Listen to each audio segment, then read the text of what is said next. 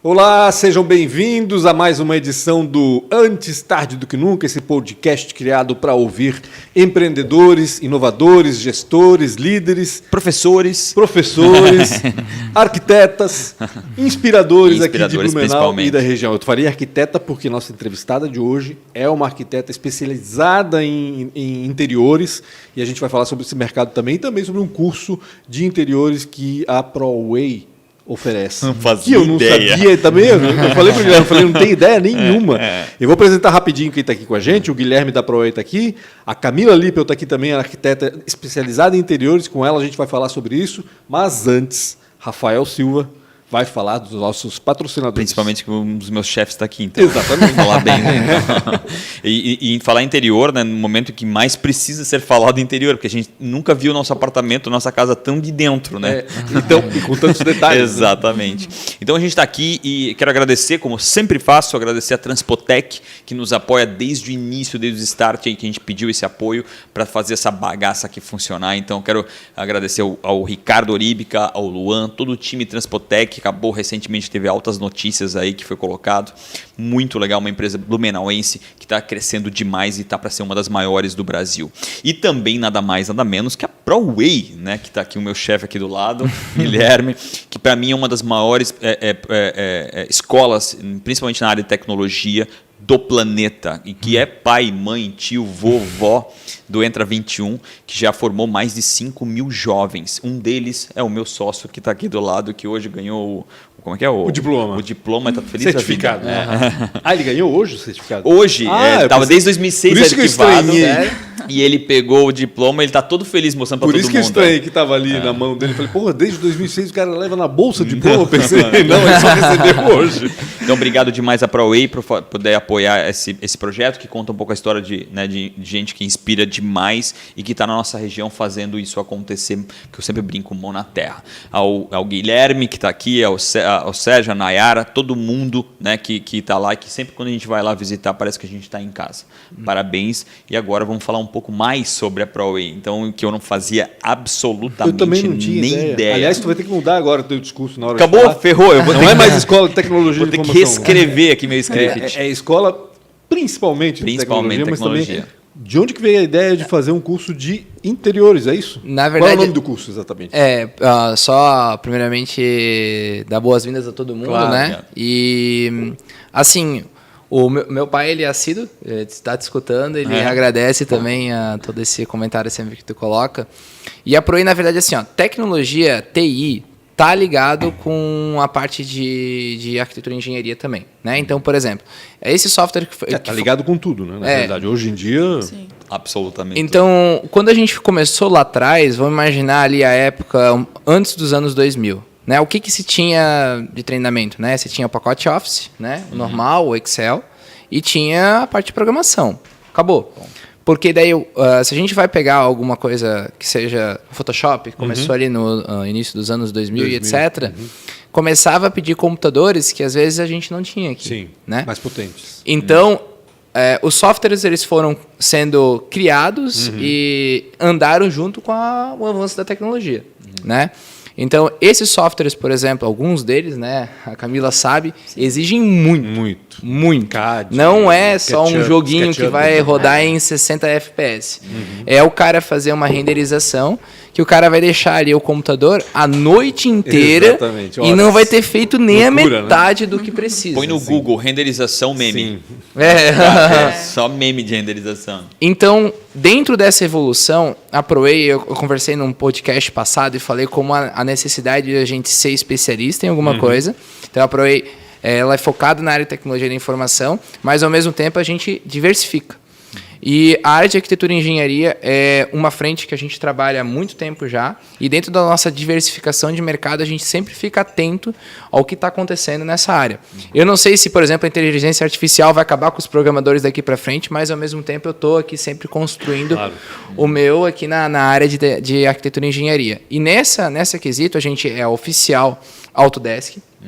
Para quem não conhece, AutoCAD, Revit e outros muitos programas Autodesk, né? são da área de arquitetura e engenharia, são da Autodesk, né? A gente também é oficial SolidWorks, para vocês entenderem qualquer tipo de, mecanismo mecânico, assim, que seja parte de motores, etc. É tudo feito em programa hoje, até um pote. A Plasvale, outras empresas grandes aqui, Blue Kit, usam um software para construir, né? E daí, hoje em dia, com impressora 3D e etc., os caras fazem tudo, assim, parece que é uma coisa lá para frente. Estão fazendo hoje já empresas daqui. Indústria 4.0, a gente já está no 7.9. Sim, já estão fazendo há muito tempo, porque tu ganha velocidade nisso. E na área de arquitetura e engenharia, na área de arquitetura principalmente, não é diferente. Né? Então, a gente tem a questão do Promob, né? Tem a questão de SketchUp, agora a gente está colocando Enscape, tem o Lumion, tem outros softwares que fazem essa parte, né, da parte de arquitetura.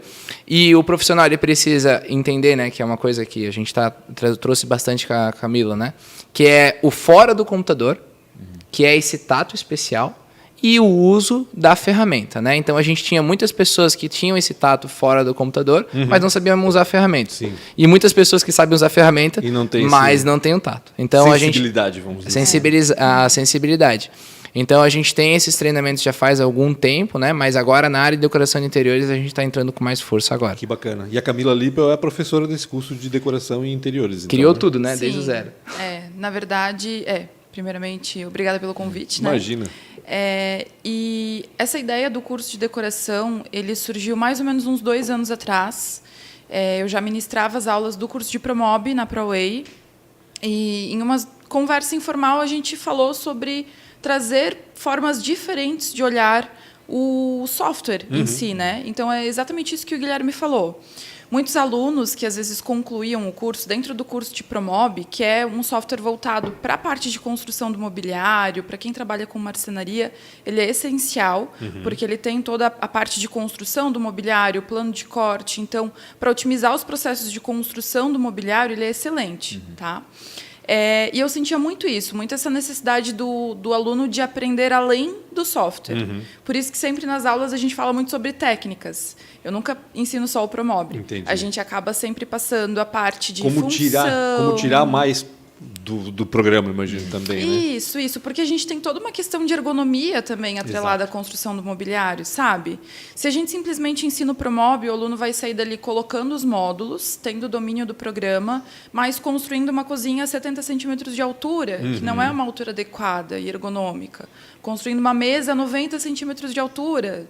Então, coisas que não são funcionais realmente, sabe?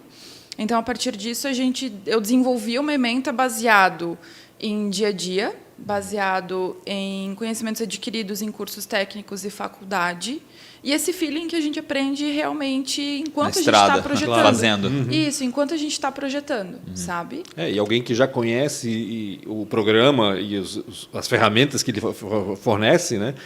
Enfim, sabe os caminhos melhores, como é que eu posso dizer? As nuances, os truques também do programa, né? Isso é essencial que a pessoa... É porque, querendo ou não querendo, ela é o mercado, né? Então, querendo ou não querendo, tu consegue trazer isso para dentro da aula, né? Da escola, o que o mercado busca, né? Isso é importante. Explica só rapidinho o que é o Promob, assim, até para o pessoal entender.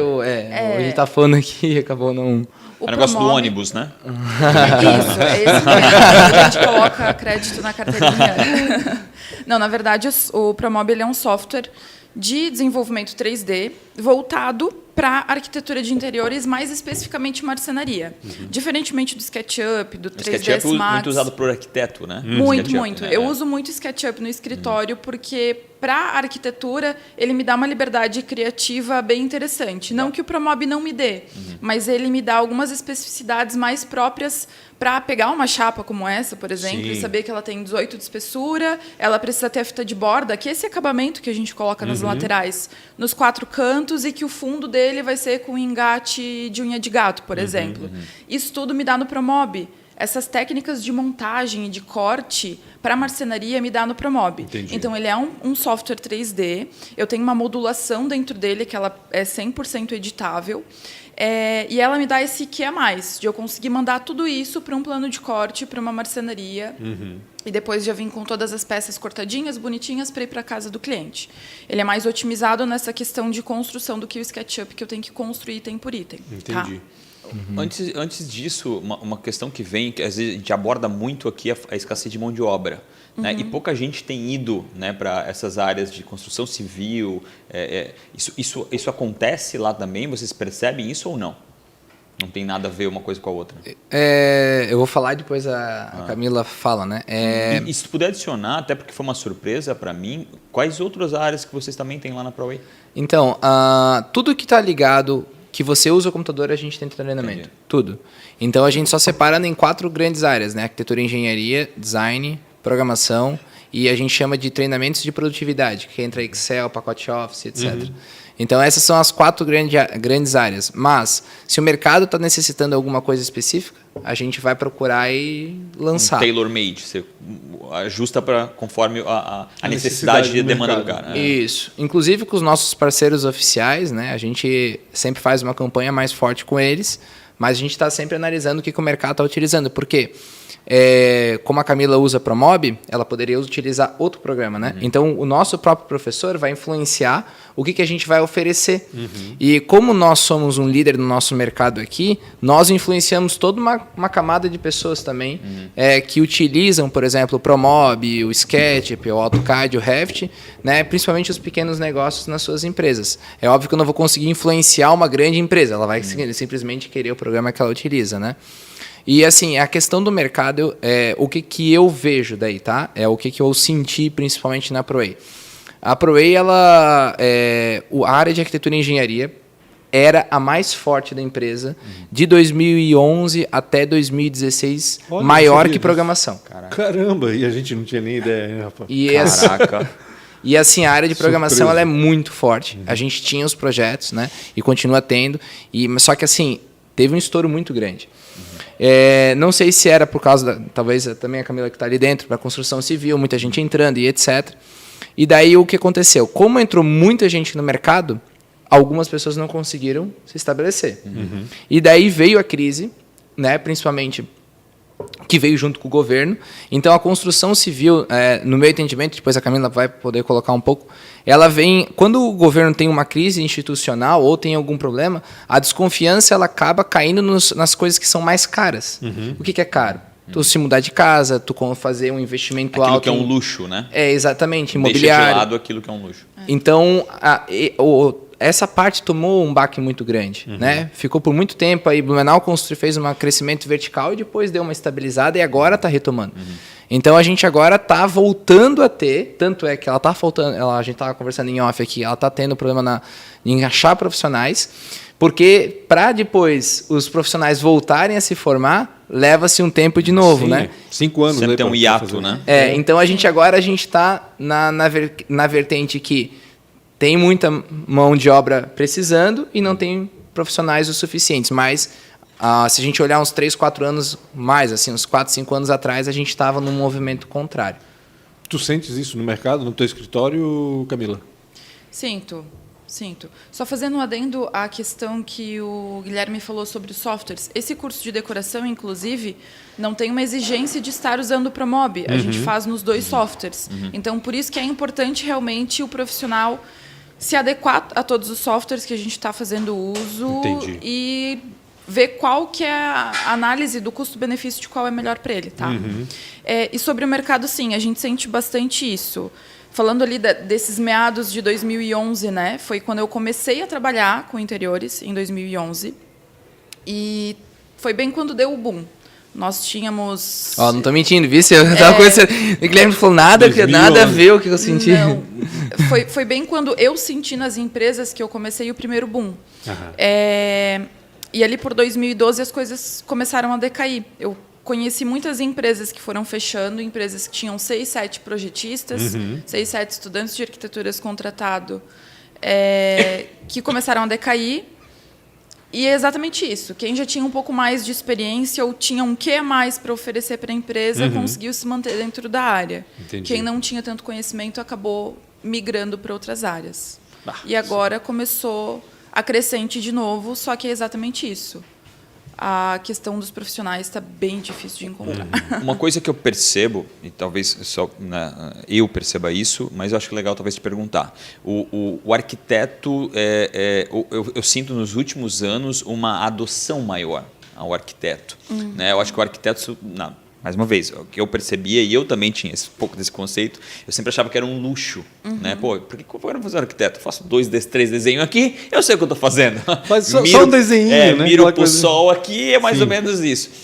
Isso o mercado percebe, essa adoção, uma necessidade, um cuidado muito maior, porque, mais uma vez, né, eu acho que a gente mora dentro desses lugares, a gente constrói, de alguma forma a gente vai estar conectado a eles, e se eles não forem funcionais, se eles não forem bons, o mercado tem mostrado, essa minha percepção é verdadeira, o mercado tem adotado mais o arquiteto ou não? Sim, assim, uma coisa que a gente sempre tenta, desde que entra na faculdade de arquitetura, é desmistificar um pouco essa questão de o arquiteto ser um profissional que coloca artigos de luxo, ou que um arquiteto, uma vez que tu contrata, ele vai fazer tu obrigatoriamente gastar R$1 milhão na reforma do teu imóvel, o que não é verdade.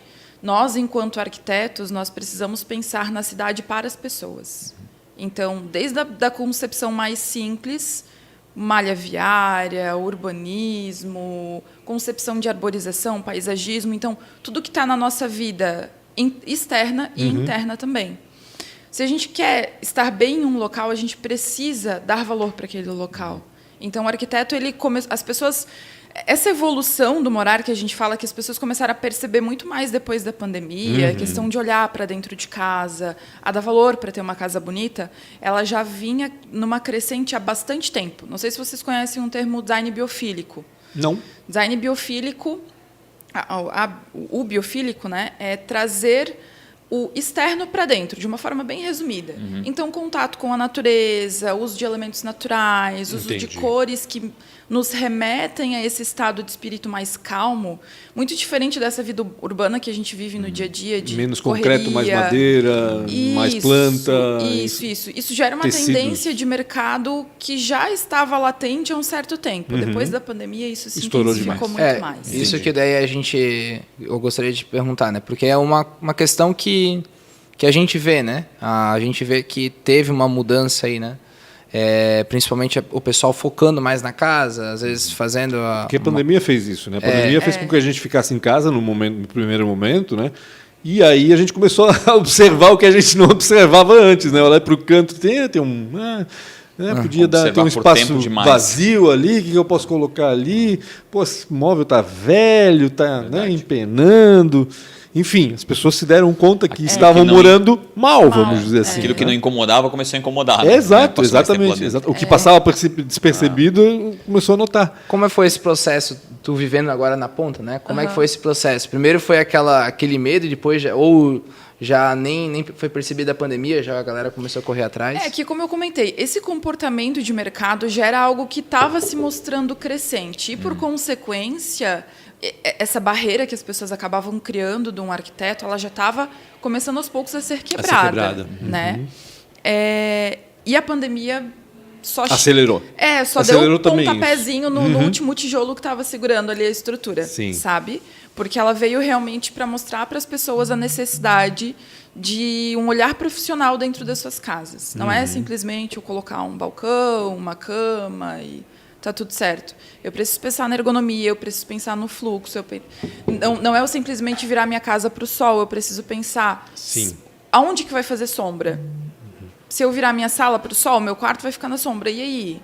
Então, toda essa questão do mais básico do posicionamento solar até a parte de aproveitamento interno e externo, as pessoas se tocaram que elas precisam, sim, do auxílio de um profissional. Né?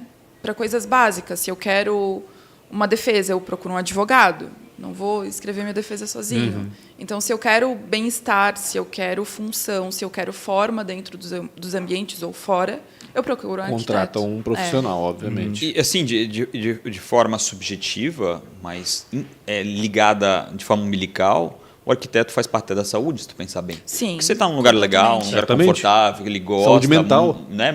É fundamental para a parte mental. Se você está num lugar que é desagradável, que é ruim, que não faz sentido nenhum, de alguma forma foi estruturado errado, aquilo pode trazer muito mal para a saúde dele. Sim, né? Desde a parte de princípios do design, porque é uma coisa que as pessoas sempre me perguntam. Eu acho que eu não tenho um feeling para ser decorador, para ser arquiteto. Eu consigo aprender? Sim, nós temos alguns princípios dentro do design para conseguir passar, a partir das nossas composições, algumas sensações.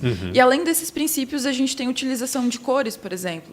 Dentro da psicologia das cores, a cor azul, por exemplo, que é uma cor que é meio genérica, quase todo mundo gosta, né? Sim. Mas, dependendo da nuance do azul, ele pode gerar muita introspecção. Então, para uma pessoa que já tem tendências de problemas de depressão, a ser muito introspectiva, isso pode agravar o quadro dela, piorar o quadro dela. E pior que as pessoas não percebem ou não acreditam nisso também. Ainda tem muita gente que não acredita nem nisso. fazem ideia, né? Exato. E por essa falta de conhecimento, acabam errando nos seus designs e, às vezes, a casa do cliente não tem tanto problema. O problema é a questão de composição, da harmonização, das cores. Às vezes, quando a gente chega na casa do cliente, a função está bem resolvida, mas a forma não está adequada.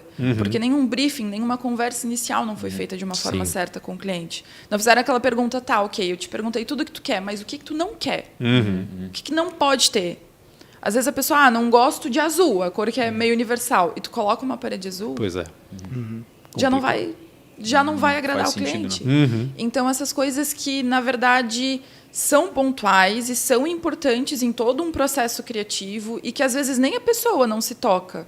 Eu não gosto tanto assim de laranja. De repente, não é interessante trabalhar com tons terrosos. Sabe? Então, essas coisas são importantes.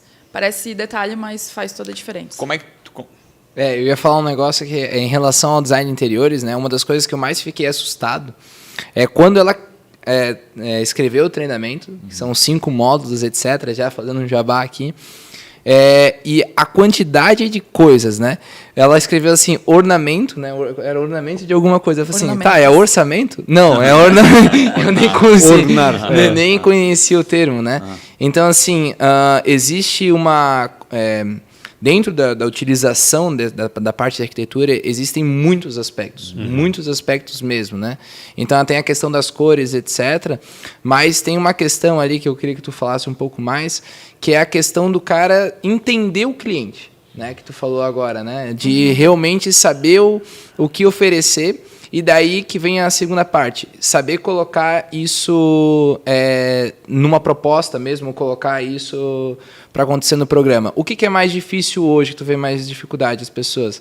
É entender o cliente ou tentar colocar isso para um programa? Qual que é a maior dificuldade?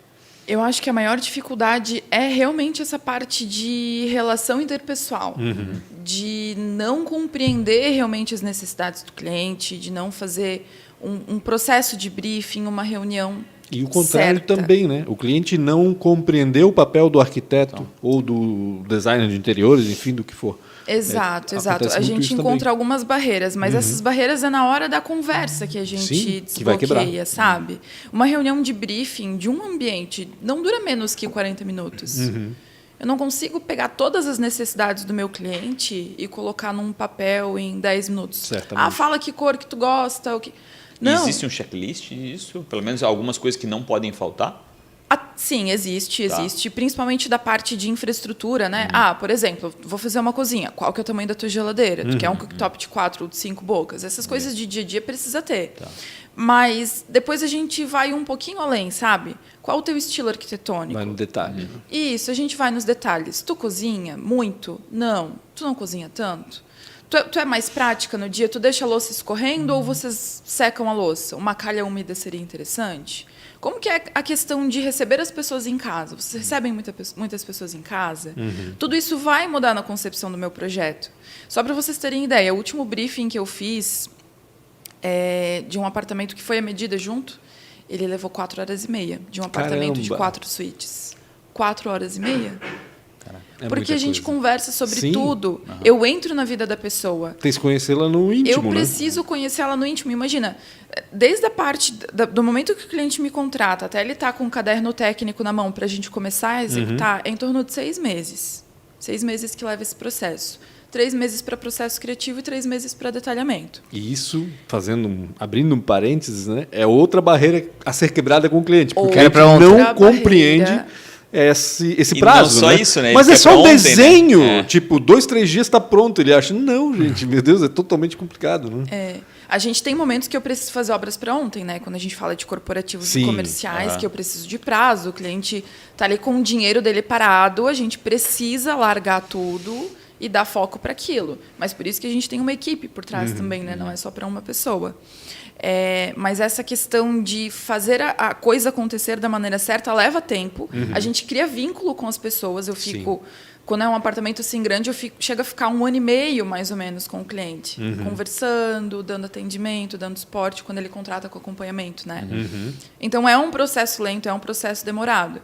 E, às vezes, o que eu vejo de muitas pessoas tentando fazer e acabando... o tiro saindo pela culatra é de não dar esse primeiro atendimento de forma certa. Sabe?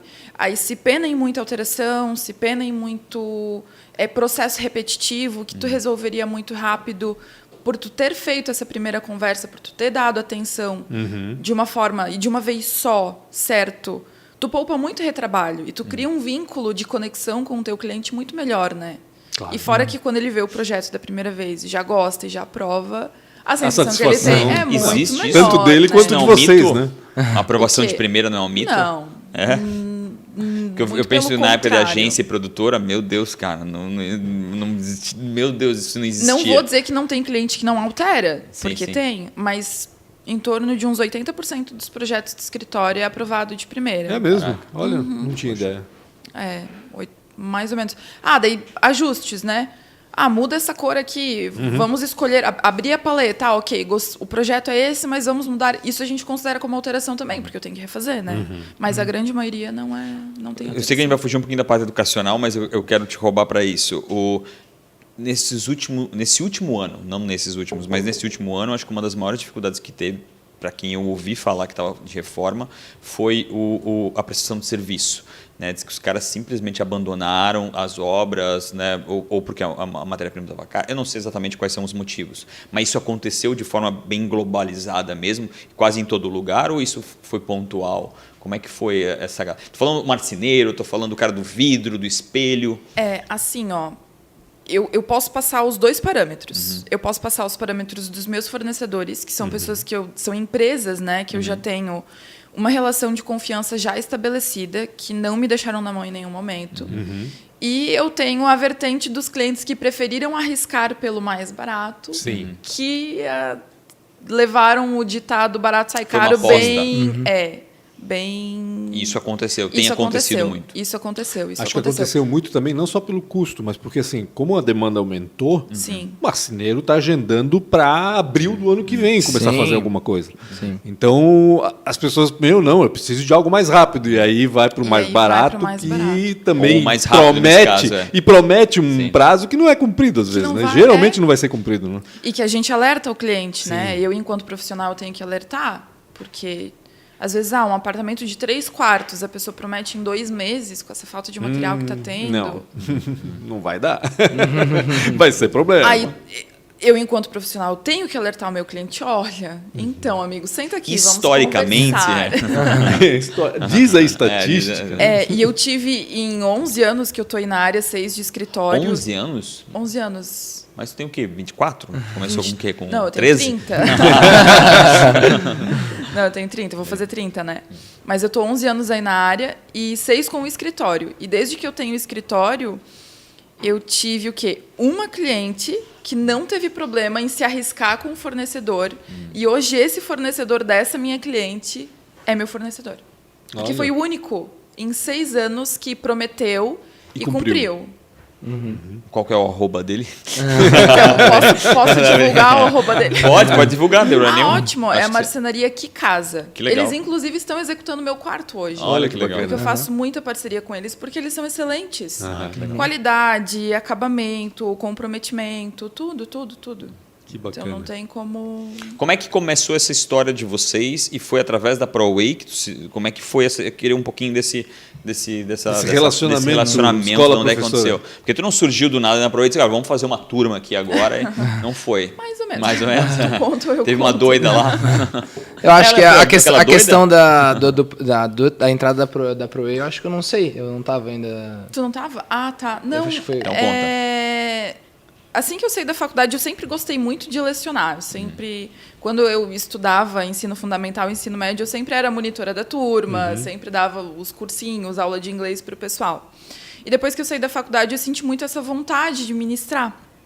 E eu acabei dando o curso técnico de decoração de interiores.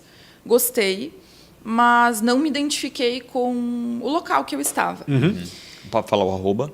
Então, melhor esse não. eu não posso. Melhor não. E por coincidência, um dia eu estava passando, a ProWay ainda era no shopping, eu estava passando por ali e eu fui fazer um curso de... eu não lembro se era... Eu não sei o que era, eu sei que eu fui fazer um curso com a Rosana. Rosana? A Rosana me atendeu. Sketch, alguma coisa assim, será? Eu acho que era isso. E daí conversa vai, conversa vem, eu falei que eu sabia Promob, e ela falou, se tu tem domínio, a gente de vez em quando está precisando, e me passou o e-mail do Cano. E eu mandei e-mail para ele me chamou para uma entrevista e para um teste, fiz a entrevista, depois fiz o teste, para ver se estava adequado, e depois me contrataram. E eu comecei a dar o curso de Promob. E daí, logo depois, eu conheci o Guilherme nessas conversas de curso. Ele falou, sempre que vocês tiverem alguma ideia de novos cursos, podem estar me passando. E daí eu montei uma ementa e mandei para ele. Aí nessa dos orçamentos, que é ornamentos... A questão do ensino à distância, assim, para a gente ter a plataforma do ensino à distância, a gente tem que estar muito conectado com os professores, né? Então, qual que foi a primeira coisa que a gente teve que fazer? Pegar os treinamentos que a gente já tem no presencial e transformar para o ensino à distância. Então, assim, só para passar um breve briefing assim, de como que eu fiz. Não quero dizer que isso é o exato que precisa ser feito. Para transformar qualquer treinamento no EAD, eu transformo ele primeiro no presencial. Mesmo se você tem uma ideia, né? Mesmo se o professor, né, tem uma ideia, tem esse treinamento pronto aqui numa escola lá dos Estados Unidos, etc. E primeiro eu transformo ele como se fosse um curso presencial. Então, a gente meio que entende o conteúdo programático, etc. E daí transforma isso num plano de aula. O plano de aula, o que é um plano de aula? Né? É mais ou menos um conteúdo do que tu vai colocar. Isso. Tá. Agora, tu vai dizer, esse conteúdo eu vou falar na aula 1, em quanto tempo. Esse conteúdo eu vou falar na aula 2. Né? Isso. E eu vou dando tempo para aquilo. Para eu transformar finalmente no EAD, a maioria dos conteúdos do plano de aula a gente coloca em tópicos. No EAD eu tenho que transformar em subtópicos. E tem algumas coisas que são bem importantes no ensino à distância que eu também falo para os professores. As principais dúvidas no treinamento presencial, e isso que diferencia aí da maioria dos treinamentos online, é que eu tiro as dúvidas, um aluno levanta a mão e tira a dúvida de toda a sala. Então, a narrativa do professor é construída com os alunos. Isso a gente perde nas palestras, isso a gente perde nos workshops. Então, não adianta eu ir num workshop, numa palestra ao vivo, que não tem interação. Sim. Então, daí vamos pegar a sacada, por exemplo, do Tony Robbins. Que o cara fez lá o treinamento do coach e ele fez com que o treinamento fosse trabalhado em conjunto. E toda a narrativa, toda aquela preparação daquele treinamento é feita muito bem atrelada. E isso ninguém conta, né? A gente pode falar mal disso ou daquilo, mas aquele negócio, aquela preparação foi incrível. Então, tu conseguir trazer isso para 5 mil pessoas foi uma coisa fantástica, né? Agora, voltando para o treinamento online. O treinamento online não tem isso, não tem essa interação, né? Se a gente vai fazer um treinamento online sem a conversa com o aluno, como é que eu vou tirar essa parte? Eu preciso repetir o assunto. Então, eu preciso pensar nas dúvidas do aluno e até falava para você, faz exercício. Então, tu faz a primeira aula, faz a segunda, faz a terceira, exercício, para bater na cabeça do cara de várias formas diferentes aquele assunto. E daí você faz isso e no final você faz uma prova para fechar aquele conteúdo. Então, o conteúdo fica todo cortadinho, em pequenos pedaços, né? E cada pedacinho desse vai completando o conteúdo final, né? Agora, se eu vou fazer isso por presencial, tem essa necessidade? Não tem tanta, por causa da interação. Entendi. Por causa da forma como cada aluno vai aprender, né? Então, tem uma diferença prática. E daí, agora trazendo o que a Camila está conversando aqui, o Promob era uma necessidade. Nós tínhamos já o presencial. Então, nesse modelo, tem o presencial, eu transformo ele para o EAD. Quando ela foi apresentar um design de interiores, ela tinha já uma ideia de colocar ele na plataforma e utilizar ele para fazer o presencial. Uma das grandes dificuldades que nós temos é essa questão do treinamento. Tem uma série de regras, né? Principalmente para o cara poder licenciar, assinar projeto, uma questão em relação a isso, né? Sim. Então, a gente fez um treinamento que ele pudesse ser colocado como um treinamento livre, que não quebrasse essas regras, né? Então, é necessário, a gente tem uma trava, eu colocaria uma trava, tá? Por causa do tempo. O cara tem que ser formado, né? Tem que fazer a parte da arquitetura. Eu quero começar agora, então tem um caminho pela frente aí para ser seguido. E o que nós estamos trazendo? Nós estamos trazendo um diferencial, principalmente para aquele cara que ela sempre fala, né? A parte do cara marceneiro. Que ele já está fazendo os projetos, ele já está lá trabalhando na área de marcenaria e etc., de forma informal, né? Às vezes fazendo um projeto sem conhecimento técnico. Nós temos um treinamento rápido para ele, para ajudar a ele a concluir essa questão do projeto. Ele evolui, consegue evoluir. Às vezes não é nem a falta de conhecimento técnico, às vezes ele tem, só que não tem a sensibilidade que a Camila falava, né? Ou seja, como é importante que o marceneiro, por exemplo, entenda o projeto como um todo, para poder desenvolver o melhor dele. Imagino que isso é necessário, né? Eu ia perguntar para a Camila o seguinte, quem é que faz esse curso? Né? Está falando aí justamente disso. Que outros profissionais fazem esse curso? Olha, é muito relativo, tá? Quando nós concebemos a ideia do curso, ele era realmente voltado para pessoas que já têm um CNPJ, então, né, marceneiros que já têm uma empresa que responda por aquilo que vai ser entregue, porque o marceneiro ele não está vendendo o projeto, ele está vendendo um produto, então ele está regularizado, né? Para designers de interiores que já têm uma formação acadêmica, né, para pessoas que trabalham nas marcenarias, que já têm esse amparo legal. Porque o que acontece dentro da arquitetura? Nós temos 3 tipos de profissionais que podem atuar. Nós temos o arquiteto, que é quem tem maior capacidade técnica de executar qualquer coisa. Então, alteração de ponto de parede, de ponto hidráulico, elétrico, quebra, construção, o arquiteto pode fazer tudo. Nós temos o técnico de design de interiores, né, o técnico mesmo, que ele faz projeto de mobiliário e gesso. Ele não pode mover ponto hidráulico, ele não pode quebrar parede, ele não pode... Não mexe na estrutura, né? Nada de mexer em estrutura. E tem o decorador, que a pessoa que sai do curso que nós criamos da ProWay, ele sai como decorador. Entendi. O que ele pode? Qual é a capacidade técnica dele? Ele pode estabelecer vínculos de confiança, então ter um engenheiro que assine, por exemplo, eu tenho uma reforma para estar executando e eu sou uma marcenaria, eu tenho um CNPJ por trás. A pessoa consegue estar contratando profissionais linkados para estar fazendo a parte de execução, que não vai estar... Ele é um líder de obra. Isso, um líder de obra. Um líder consegue, de obra. Um hub, ele chama um aqui, outro ali. Isso, ele vai estabelecendo relações de confiança, que a gente fala muito sobre isso em alguns módulos do curso. Depois eu posso falar um pouquinho sobre cada módulo também. E depois que ele tem todo esse link, ele consegue estabelecer essas relações de confiança, ele consegue estar dando direcionamento da obra a partir dessas técnicas que ele vai aprender.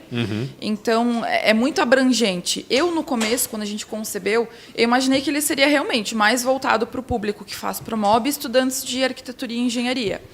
Só que depois que a gente começou com o curso presencial, que iniciou agora tem uns 2 meses, a primeira turma, nós temos vertentes bem diferentes do que eu imaginava. Temos uma pessoa em transição de carreira, trabalha na área comercial e está querendo atuar como decoradora.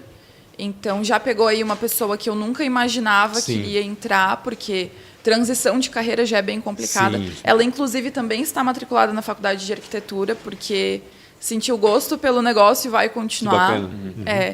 E temos pessoas que são responsáveis técnicos por marcenaria e pessoas que trabalham em marcenarias. Então, a gente pegou o público-alvo que tínhamos como ideia quando a gente concebeu o curso e ainda mais pessoas. Entendi. Então, ele abrange Muita qualquer gente, tipo... né? Ele abrange qualquer tipo de profissional. Até arquiteto que quer se especializar de alguma forma, fazer um curso... Arquiteto recém-formado, porque o que acontece? O curso ele é dividido em 5 módulos, né? O primeiro módulo do curso, ele vai falar sobre aquilo que não te falam na faculdade. Como que é a rotina de um escritório, né? Se eu sair hoje, me formar hoje, isso há 5 anos atrás, né? Qual é o passo a passo do serviço? Como, o básico, quanto que eu cobro? O quanto que eu isso é cobro difícil por um também. projeto? Cara, tá, essa ok. é a pior parte. Eu sei que eu tenho que pagar o software, comprar um computador, que não é barato, como a gente Sim, falou ali tem no que começo. ser o computador. Né? Então, eu tenho esses gastos, eu tenho a minha hora, mas e aí? Quantas horas eu vou levar? Sim. Qual que vai ser o meu preço? Como que eu precifico? Qual que vai ser o meu lucro? Isso não te contam na faculdade, sabe? Então, desde essa parte de aprender a entender o meu posicionamento de mercado, o que eu, enquanto profissional, posso fazer, porque isso muda também o meu preço, né? A visão de negócio. Né? A minha visão de negócio, a gente abrange um pouco essa parte de visão de negócio, posicionamento de mercado. E depois a gente vai para a parte de briefing, relacionamento com o cliente, o que eu posso ou não perguntar, aquelas partes chatas, né? De quanto que tu quer gastar? Sim. Então, isso que a gente tem que fazer também, né? Claro. Mas de uma forma, óbvio, coerente. Profissional e coerente. Exato. Profissional e coerente. E depois a gente vai para os outros módulos. O segundo módulo, ele fala sobre essas técnicas do design, né? Então, eu não tenho feeling, eu quero aprender. E aí? Até mesmo uma pessoa que tem, às vezes, uma loja de decoração. Eu quero fazer minha vitrine. Eu posso fazer esse curso? Pode fazer esse curso também. Entendi. Porque ele vai te mostrar que, a partir de técnicas de repetição, por exemplo, quando eu coloco 3 vasos um do lado do outro, eu tenho uma repetição. Mas eu não necessariamente tenho que colocar 3 vasos iguais um do lado do outro. Sim. A repetição ela se dá a partir da textura, a partir da paleta de cor, a partir da matéria-prima. Então, essas técnicas que a gente vai aprendendo dentro do curso que vão me totalizar um design de sucesso depois. O que a gente... Oi? Você pode falar. Não, desculpa. Não, o que eu ia colocar é que, assim, ó, a gente sempre tava falando ali da área de tecnologia, né? Tava falando da área de programação e etc. E as pessoas querem estar na área de tecnologia. Elas querem fazer parte desse mundo. Então, o arquiteto, né, ele também está ali inserido. Trabalhar com a área de Promob, trabalhar com a parte de decoração e utilizar os programas, você vai estar inserido com a área de tecnologia também. E a grande sacada é o diferencial não está no programa. Sim, porque o programa é igual para todo mundo, né? E isso está para os programadores hoje também. Tá? Porque o Rafa também trabalha com ele, diretamente com isso. A questão do feeling é o principal. E é o tipo de coisa que a gente tem uma dificuldade muito grande de ensinar. Né? Que é, por exemplo, um arquiteto de software hoje, né? Se a gente for colocar, o que o cara tem de tão diferente? Ele tem a capacidade de olhar, né, o software de uma forma geral e analisar aonde cada pessoa deve estar naquilo. E o que o cliente... Por trás do negócio que faz sentido ainda com o software, né? Isso. Ele ainda liga o que aquele software vai fazer a interpretação de tudo isso, né? Isso. Esse é o arquiteto. E aí, vamos pegar o gancho do que ela está falando, né? Esse treinamento tá procurando trazer isso, mas também, como um decorador, né, como um arquiteto, consegue ter, principalmente financeiramente, que todo mundo quer ganhar mais, né? Então, como é que ganha mais financeiramente? Justo, né? Eu diria até, Isso. né? Porque às vezes não ganha o justo, né? Porque como é que eu vou me diferenciar no mercado? Eu vou abrir um Instagram lá e colocar um dinheiro? Não. É realmente conseguindo entender de fato o cliente, né? Entender de fato o que ele precisa e conseguindo trazer esse feeling. É mais ou menos o que ela está colocando aqui. E isso serve para todas as áreas, né?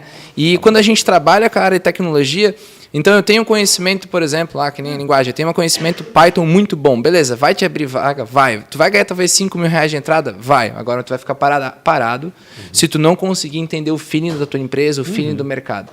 Eu acho que é uma coisa que quando a gente sempre fala aqui de educação, a gente fala de emprego, é uma coisa que eu gosto bastante, bater bastante na tecla, que o conhecimento, ele vai, a pessoa pode adquirir aquele conhecimento, mas ela não pode nadar em cima daquele conhecimento. E o resto do conhecimento vem através de conversa com as pessoas, estar assim ligado com pessoas da área, o networking, etc. E estar atento ao que está acontecendo, né? Eu tenho certeza que o conteúdo é o menor do aprendizado lá, né? Querendo ou não querendo, tudo aquilo que tu dá para eles, entrega para eles, que não é às vezes diretamente conteúdo, às vezes tem até mais valor. E às vezes tu não consegue encaixar isso dentro do conteúdo, mas tem muito mais detalhe que é o que o Guilherme fala, que é o feeling. Né? Que é e essa questão do feeling é engraçado porque assim, tu vais atender clientes de todo tipo. Sim. Né? Eu gosto de decoração moderna, mas tu vai atender um cliente que gosta de clássico. Ponto. E tu tens que te colocar no lugar dele e explorar aquele mundo que tu não gosta pessoalmente, mas profissionalmente tu tem que ter o conhecimento e o feeling também de saber o que colocar, né? É complicado isso. E assim, até para pegar o gancho e já passar para de novo. E daí o que a gente está trabalhando aqui na área desse treinamento e desse povo todo? Tem muita gente estagnada, principalmente nessa área, muita gente estagnada, né? Que está estagnada e não sabe por quê. Sem perspectiva, talvez. E daí a gente tem aí a possibilidade de abrir um pouco a cabeça. Abrir um pouco a cabeça. Abrir o leque, né? Isso, e abrir as oportunidades para eles. A gente tem um outro treinamento que na área do SolidWorks, né? O SolidWorks, ele... Olha só, acontece a mesma coisa que ela falou aqui. Eu tenho pouquíssimos engenheiros mecânicos formados. Pouquíssimas pessoas que entram com um engenheiro mecânico formado. Só que eu tenho lá parcerias com a Blue Kit, com outras empresas, que precisam que o cara aprenda SolidWorks, né? Sem ter a engenharia mecânica. Então, eu tô tendo ali pessoas que eles não têm a faculdade, mas eles estão trabalhando diretamente com o programa e trabalhando com uma área... Parte técnica. Na parte técnica do programa, né? Isso. Caso. Que daí forma o cara e o cara já consegue trabalhar na área do mercado. Então, procurar facilidades, né? Procurar encurtar o caminho. E daí, depois que encurta o caminho, acontece que nem qual que é o nome da menina? É Fran. Fran. Acontece que nem a Fran, né? Que daí, depois, ela vai lá e procura o conhecimento para afirmar aquilo que cada vez mais isso tem acontecido, né? As pessoas fazerem treinamentos um pouco mais rápido, testar aquele mercado e ver se tem algum sentido para ela. E aí depois, eu acho que conforme o tempo passa, ela vai buscar um pouco mais ou não, às vezes até uma faculdade para poder melhorar e evoluir um pouco mais. Eu tenho umas perguntas antes para te fazer, mas eu queria rapidamente tu falar sobre como é que foi o empreender para ti. Querendo ou não querendo, quando tu é uma profissional liberal é uma coisa, mas quando tu monta um escritório... também, primeiro, né? Primeiro estudante, né? Porque ela já começou a trabalhar como estudante, né? E aí evoluiu depois para empreendedora. Como é que foi esse empreender? Tem uma galera que é responsável... Que a Camila, para quem não sabe, tem um escritório com 6 funcionários. 4 contratando 4 profissionais, contratando a quinta. Porque tem muita demanda, né? Tem muito trabalho. Bastante demanda, graças a Deus. Mas conta um pouquinho dessa trajetória. Faz teu jabá, já passa o Instagram. Meu Instagram é @arquiteta Camila Lippel. Vão seguir o meu Instagram. Lippel com 2 P's? Lippel com 2 P's, L no final. Perfeito. Então, na verdade, eu comecei a trabalhar muito cedo. Eu me inseri no mercado de trabalho muito cedo. Com 15 anos, eu já fazia a parte administrativa de uma empresa de fios aqui em Blumenau. Então, fazia toda a parte de emissão de nota fiscal, essas coisas mais técnicas administrativas. Depois, eu fui trabalhar numa imobiliária, fazia todos os processos de financiamento, Minha Casa Minha Vida, Banco do Brasil. Então, era responsável por essa parte de financiamentos, locação e financeiro. Fazia 3 funções na imobiliária. Que bacana. Então, eu peguei bastante... Poxa, tu teve uma jornada bem heterogênea. Por mais que eu sou muito nova. Mas querendo ou não, no mesmo... Sim. No mesmo... a única... No mesmo setor, vamos dizer assim, a habitação. única vertente foi a minha primeira empresa, mas que eu fiquei ali... Acho que foram 11 meses que eu fiquei só. E depois já fui para imobiliária. Então, sempre trabalhei no ramo imobiliário. Sim. Sempre tive o sonho de fazer arquitetura, mas a arquitetura é uma faculdade extremamente cara, né? Então, para mim, no começo era um pouco pesado. Depois que eu fiquei nessa imobiliária, entrei na faculdade de arquitetura e comecei logo em seguida a trabalhar em uma loja, assim, sendo projetista. E como eu já tinha noção de administrativo das outras empresas, financeiro das outras empresas, eu acabei pegando o gancho da parte administrativa e também dos projetos. E acabei me consolidando dentro dessa empresa. Essa primeira empresa que eu entrei foi uma das empresas que no começo tinham 6 pessoas trabalhando e foi demitindo, até que ficou somente eu. Para uma loja gigantesca. Imagina. Que foi a primeira descida. acabei me desligando daquela loja. 2 dias depois já estava contratada por outra. Eu mesma me desliguei. Era muito inviável. Como tu fazia o processo, tu mesmo fez o processo? Eu mesmo fiz a minha demissão. É, isso mesmo. Entrei em outra empresa e eu fiquei até o final da faculdade sempre trabalhando em marcenarias, né? E logo depois que eu me formei, eu já quis empreender. Então, comecei a trabalhar 4 horas só para eu ter a minha segurança. A gente, enquanto funcionário, tem esse medo, né, da instabilidade de empreender. Sempre, né? Então, por algum tempo, eu fiquei trabalhando ali 4 horas para algumas empresas. Uma perna lá, uma perna cá. Uma perna lá, uma perna cá. Mas a partir do momento que eu falei, não, ok, agora chegou a hora de focar no escritório, foi quando o negócio alavancou. E foi nessa alavancada que eu me vi como empreendedora, né? Bacana. Então, não era mais a arquiteta, era a empreendedora. Então, empresa, contabilidade, a nota fiscal, essas coisas que a gente fica perdidinha no começo, quando a gente se insere no mercado. Mas que, graças a Deus, deu tudo certo, assim. É bem complicado o começo. Eu acredito que não só o começo, eu, enquanto funcionária, eu via as oscilações da empresa, a questão de segurança, de caixa, de todas as provisões que a gente tem que tomar, de todas as decisões que a gente tem que tomar enquanto empresário, empreendedor. E no escritório não é diferente, né? Então, a gente tem muitas decisões a tomar aí no dia a dia. Mas é uma luta diária. Te encontraste ali? Me encontrei. Não te vês funcionária de novo, de alguém? Ah, não. Não. Vou te indicar uma startup, tá? Para resolver a tua parte financeira administrativa, tá? Ah, ótimo. Ah, é verdade. Então, na verdade, eu tenho uma empresa que eu contrato já para fazer consultoria financeira e administrativa. Legal. É porque... Deixa de lado isso e se foca eu foco no que eu gosto ponto e final. no que vai me fazer ganhar dinheiro. É isso aí, né? ponto. Então, eu deixo essa parte que eu Para quem sabe, resolve. Isso, porque a minha experiência foi muito superficial. Eu trabalhei 4 anos, mas, gente, as coisas e não se é o que tu quer, inovam, né? não Se é não o tu que eu escolher a quero. parte administrativa, tu não Isso, não é o que eu quero. Eu faço, mas não é o que eu quero. Tem que focar em Tem outra 4 coisa. perguntinhas para ti. Tá. Vamos lá. Tá finalizando, a gente precisa...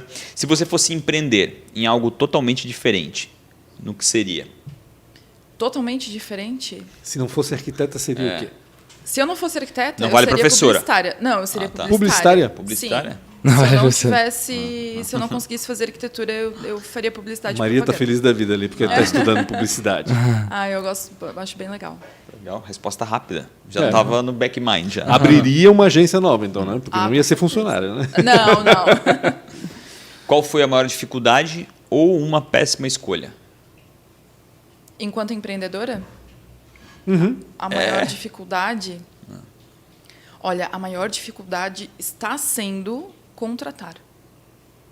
Montar passando a equipe por ela e gerenciar agora. a equipe é o mais difícil. Então, você que está escutando esse podcast, Por é uma favor, pessoa envie seu boa, Gosta já de sabe, né? decoração, de interiores, né? Se precisar de treinamento, já sabe também. A Proe não é um trabalho hack não pra falta. ti, não, para contratação? Alguém que tu vê que faz sentido, tu consegue capturar? Então, eu até pensei nisso, mas as minhas alunas hoje, tanto do curso de Promob, que eu também estou ministrando agora à noite, quanto do de decoração, elas já estão muito bem encaminhadas. Entendi. Então, não é ninguém que eu posso... A gente tem uma dificuldade em relação a isso, né? Por que a Proe já não encaminha para o mercado de trabalho, etc.? Porque tem muita empresa que paga. E daí a gente vai fazer o trabalho para uns e vai queimar para outros. Então a gente fica nessa berlinda, assim, né? E a gente sempre faz um trabalho... Difícil escolher um lado. E a gente sempre... o que a gente tem, né? A gente tem o contato dos alunos, aquele aluno que já fala que está entrando, tipo, tô querendo um trabalho e tal, daí a gente deixa o nomezinho dele escondidinho, assim. Daí, beleza, daí o professor, ele é bom mesmo? Então a gente manda individualmente, tem uma vaga aqui. Sim. E a gente consegue fazer bastante esse trabalho, só que daí não é um trabalho... Poderia ter sido muito maior, né? Mas, infelizmente, a gente E a dificuldade de contratar hoje, Camila, é pela quantidade mesmo. Não tem gente, né? Ou não tem gente qualificada? Não tem gente. Eu até cheguei a receber alguns currículos que não se encaixavam no perfil que eu estava procurando. Porque... A nossa questão de pessoas enquanto estagiários, a gente vai ensinar. Então, o estágio é para aprender. Claro. Mas profissionais mesmo que não encaixava no perfil da empresa. Entendi. Porque eu, enquanto empresa, eu preciso me posicionar de uma forma no mercado e entender qual é a minha persona, né? Então, a pessoa que vai trabalhar comigo precisa se adequar dentro dessas diretrizes. E esse está sendo o meu maior problema, assim. Rafael. quem você admira ou foi um mentor? Mentor? Ou gente, admira. Falar minha mãe é muito clichê. Não, se foi, não é clichê, não. Não, então, eu acho que sim, tá? Eu não me vem nenhuma outra pessoa na mente. E por que a tua mãe? Eu sigo muitas... Porque ela foi uma pessoa que passou por muito perrengue na vida. Muito, muito, muito perrengue. Por mais que... Gente, eu posso falar vários arquitetos e várias... O Nicolas Alencar, que é daqui de Blumenau, que eu acho incrível. Tem um escritório incrível. O irmão dele, o Ander, que o meu sócio é artista 3D, fez curso e mentoria com o Ander. Ele também é incrível. Legal. Tem várias pessoas aqui mesmo da região que eu sigo, que eu admiro e que eu acho profissionais excelentes. Porém... de admirar, assim, aquele negócio de sou fã, tu me inspirou, não vejo outra pessoa. Ela passou por muito perrengue na vida, literalmente. Sustentou eu e minha irmã sozinha, construiu tudo. Foi à falência quando meu pai morreu, se reergueu depois, criando 2 filhas sozinha, uma recém-nascida e eu com 7 anos. Imagina. Passou por um câncer, não sobreviveu, infelizmente, mas, assim... sempre com um sorriso no rosto e tratando as pessoas... Quase beijava o pé de quem passava. Que legal, que legal. Então, não Respeito, tem como ser outra pessoa. Olha, não tem... Até eu acho que virei fã dela agora. Qualquer um, eu acho. Verdade. Sou fã da tua mãe. Se você se encontrasse aos 19 anos, anteontem, o que você diria para você mesmo? Não desiste. É a última, tá? Fica tranquila. Não desiste, porque Não desiste. eu pensei algumas vezes. A faculdade de arquitetura Ah, não é? fácil. Pensei. Por quê? Pelo preço? Não, pelo preço a gente dava uns pulos, Pela né? desassociação com o mercado? Não. Pela quantidade exagerada de esforços que tinham que ser colocados em cima. Quando eu entrei na faculdade, eu posso falar o nome? Pode. Eu entrei na Uniaselv. E na época que o curso de arquitetura foi lançado, eu fui a 2ª turma, se eu não me engano, da Uniaselv de arquitetura. E era uma rixa muito grande com o FURB, porque era um preço muito menor do que o da FURB. E então eles estavam tentando captar alunos. E eles estavam naquela de... Mostrar serviço. Isso, mostrar serviço.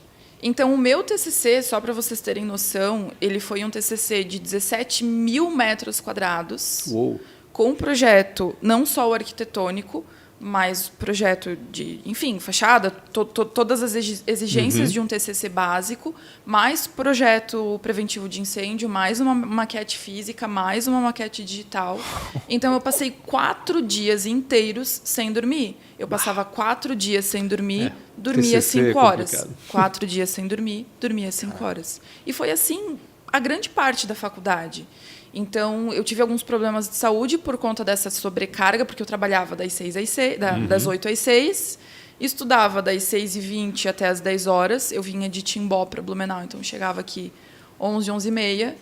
E, às vezes, eu acordava ou dormia na casa do meu marido, que era namorado na época, ou dormia em casa. Quando eu estava colocando a xícara de café na pia, tinha alguém acordando e me dando bom dia, e eu estava indo dormir.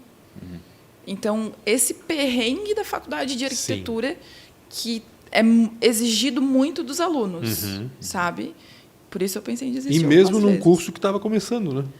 Porque a gente exatamente por estar começando, eles queriam se provar, assim, sabe? Entendi, claro. Então, queriam porque mostrar a FURB já estava muito consolidada, a FURB né? é consolidada, né? Não... E a Uniaselv estava também... Querendo ou não querendo, eles eram um serviço patinho ali. feio, né? Exato. Eles eram um patinho feio na situação na época, né? Querendo ou não querendo, existia essa situação, né? Ou tu tá fazendo FURB ou tu tá fazendo outra, né? E me negaram. Eu perdi vaga de emprego 2 por conta do meu currículo constar Uniaselv. Depois as pessoas me conheceram, coincidentemente, e me chamaram para trabalhar.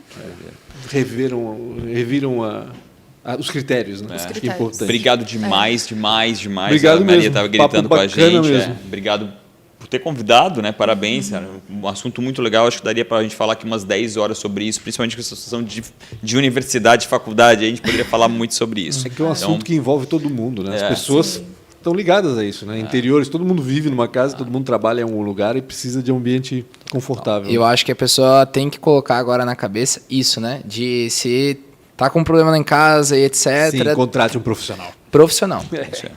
Isso é importantíssimo. Com certeza. Gente, obrigado mais uma vez. Camila, obrigado, Guilherme. Rafa, a gente se vê na próxima entrevista. E a você também, muito obrigado por acompanhar até agora. Não se esqueça, inscreva-se no canal Real Rafa Silva aí do YouTube. Acione a sineta para... Calma, acione a sineta. Ele é agoniado, cara. 2, 3 coisas ao mesmo tempo, é brincadeira. Acione a sineta para ser notificado de quando tiver outra entrevista. Siga @Real Rafa Silva no Instagram, siga @Pancho.com.br, acesse pancho.com.br. Pronto, tudo isso. Fechou? Valeu. Abraço, até mais. Valeu. Um abraço. Pronto.